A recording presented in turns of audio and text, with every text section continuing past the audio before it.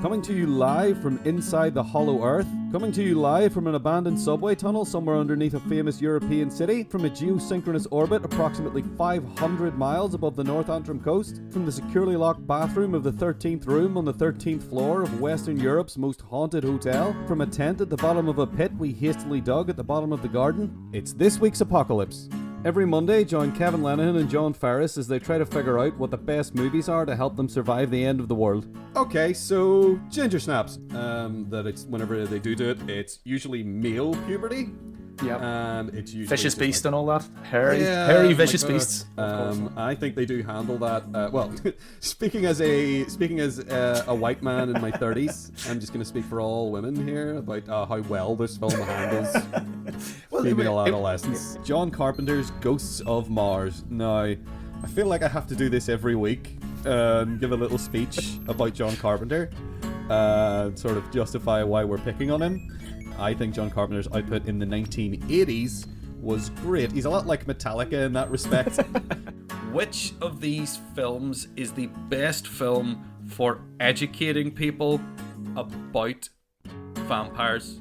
That being the case, which one of these films do you think best prepares you for dealing with ghosts? Dealing with ghosts in space is going to help us best deal with being confronted by this single alien invader that we now find ourselves forced to confront, is best to educate us about defeating and or escaping the fair folk of the Emerald Isle.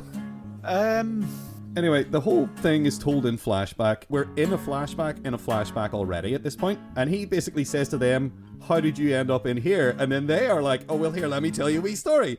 And then we have a flashback of them and what happened to them before. So we're now in a flashback, in a flashback, in a flashback. And I also found out that in the novelization of E.T., it apparently says that he is 3 million, he's over 3 million years old.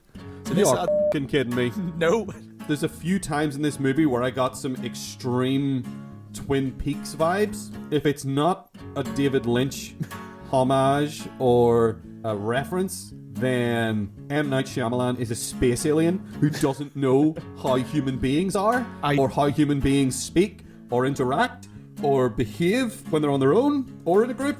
See, it's just... Do you also think that the likes of Birdemic and movies of that ilk are intentional as well? Oh, this could end suddenly at any minute, and they come to this conclusion that it's probably going to peak around 9 p.m. They literally show you a graph that represents the rest of the movie.